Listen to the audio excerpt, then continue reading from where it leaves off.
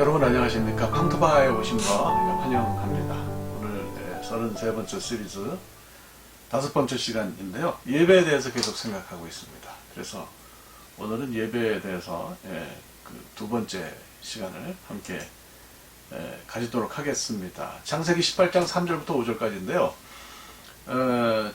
뭐 좀 길게 하는 감은 있지만 여기 이제 예배 요소가 있기 때문에 이걸 이제 함께 생각하려고 합니다. 지난 시간에 예배는 하나님과의 만남이다 이렇게 말씀을 드렸어요. 그래서 하나님 우리를 찾아오셔서 우리와 대화하시면서 은혜를 주시면 우리는 그분에게 찬양과 영광을 드리는 것이 그것이 예배다. 뭐 오헬 모에드 얘기도 하고 그랬습니다. 그래서 오늘은 예배하는 우리의 자세에 대해서 함께 생각하도록 하겠습니다. 예배하는 우리의 자세, 우리의 자세 가운데 가장 우리가 관심을 가지고 신경을 써야 할 것이 굽히는 거죠. 굽히는 거. 예. 그러니까 그 하나님 일행이 이제 하나님 일행이면 삼일체 하나님이죠. 삼일체 하나님이 아브라함을 찾아왔고 아브라함이 그 하나님을 만날 때에 어떤 자세를 취했느냐. 몸을 굽혀서 그분을 맞았다는 것을 우리가 볼 수가 있는 거죠. 그래서 제가 이제 이 그림을 가만히 보면서 이 그림이 두 가지 요소가 있더라고요. 하나는 아브라함이 이제 하나님께 몸을 굽혀서 그 하나님을 맞이한 것이 한쪽 그림이고요. 또 하나는 하나님이 찾아오신 거예요. 그러니까 아브라함이 몸을 굽힐 수밖에 없었던 것은 하나님의 찾아오심이 있었기 때문이라는 생각이 듭니다. 그러니까 이제 말씀드리자면 예배는 우리가 잘나서 우리의 능력으로 우리의 노력으로 하나님께 나아가는 행위가 아니고 하나님이 우리에게 먼저 찾아오셨기 때문에 우리가 이제 몸을 굽혀서 그분을 만나는 것이 예배다 이렇게 생각하시면 될 것 같아요. 본문의 표현대로라면 이제 그날 그 하나님이 아브라함을 찾아오신 날 기온이 높고 아주 뜨거웠죠. 그러니까 제가 이게 팔레스타인의 어떤 그 기후를 하나 여러분들께 보여드릴게요. 근데 이제 이게 단순히 여기 나타나는 온도하고 관계가 없을 만큼 실제로 팔레스타인 뜨거워요. 제가 부엘셰바에 간 것이 봄이었는데, 아이고, 네게브는 뭐 상상하기 어렵습니다. 아주 돌아가신 줄 알았어요. 그 위에 올라갔다가. 그게 한여름에는 정말 이제 덥고 이제 뭐 그런 거죠. 온천지에 뜨거움이 가득했는데, 더구나 이제 여름에는 비도 안 오잖아요. 겨울이 우기니까. 하여간, 온천지에 뜨거움이 가득했는데 하나님이 그 열기를 헤치고 막 아브라함을 마물레스풀로 찾아오셨다. 그런 얘기예요. 그러니까 이런 만남의 동기를 하나님이 만드셨고 하나님이 먼저 몸을 굽혀서 아브라함을 찾으셨기 때문에 만남이 발생했고 그렇게까지 하시는 하나님을 보면서 아브라함이 하나님 앞에 머리를 숙이고 몸을 숙이고 굽혀서 예배했다고 하는 얘기죠. 그래서 하나님이 참 대단하세요. 우리가 믿는 하나님을 막 이렇게 빌면서 찾고 뭐 이렇게 구해야 얼굴을 빼꼼히 내미시는 그런 분이 아니고 먼저 하나님이 사람을 만나시겠다고 결정하시고 찾아오시는 분이라는 생각이 들어요. 그러니까 그런 하나님을 우리가 믿는 거예요. 얼마나 감사한 일입니까? 하여튼 이제 그런 하나님이 찾아오시니까 아브라함이 몸을 굽히는 것이 이제 당연하죠.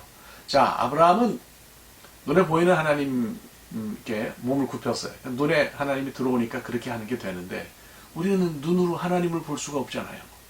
그럼 이걸 어떻게 해야 된단 말이에요? 어떻게 해야 우리가 하나님께 굽힐 수 있어요?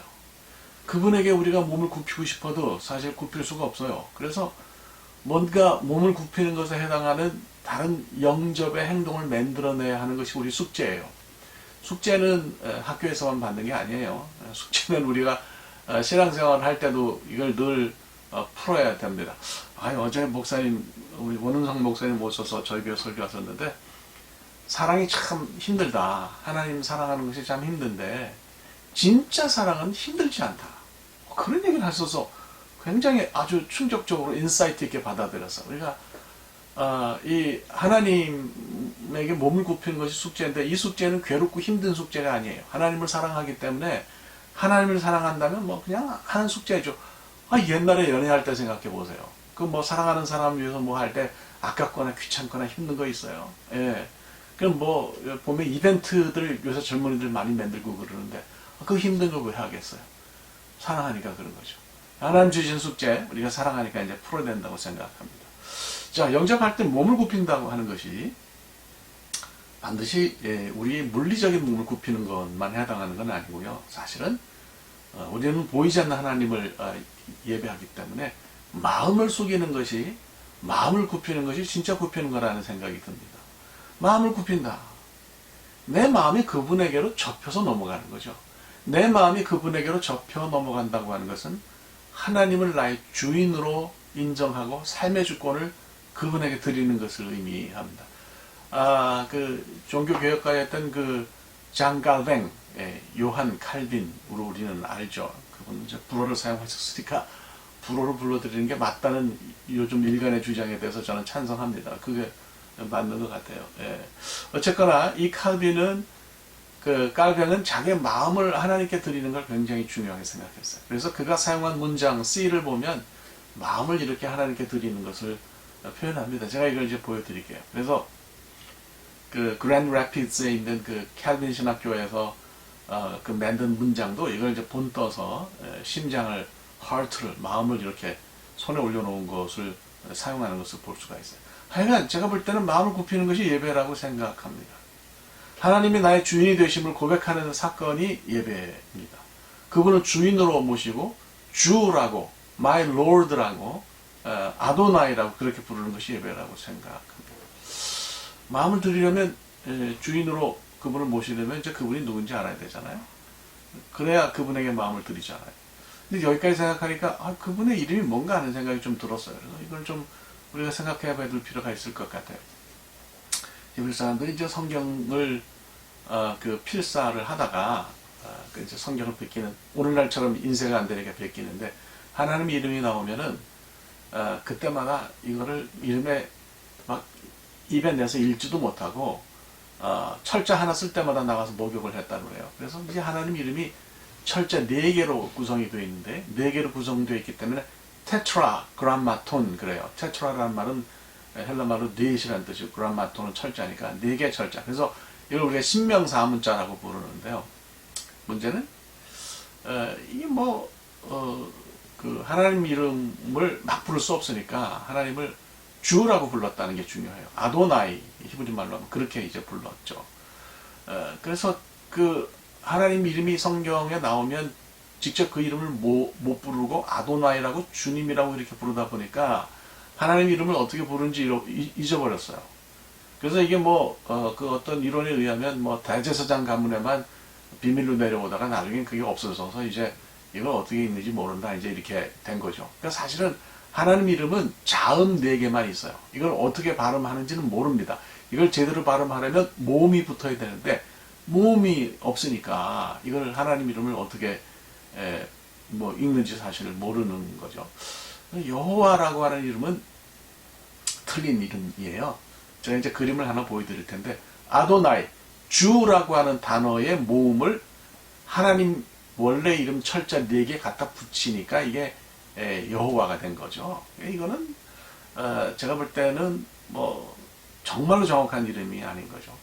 유대인들은 하나님의 이런 이름 상실을 그대로 받아들여서요. 성경 읽다가 하나님 이름이 나오면 아도나이라고 읽든지 그냥 자음을 읽어요. 요드, 헤이, 바브, 헤이 이렇게 읽는 것을 볼 수가 있는 거죠.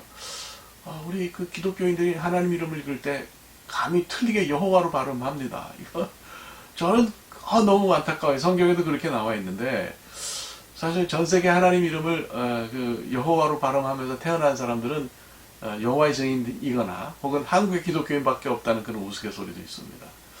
어떤 분들은 야훼라고 부르는데요. 이것도 가설이에요. 하나님 이름을 이제 복잡하게 얘기할 건 없는데 히필 스템으로 사역형으로 히필로 부르다 보면 야훼라고 부를 수 있다는 건데요. 그것도 가설이고요. 하나님 이름은 야훼가 아닙니다.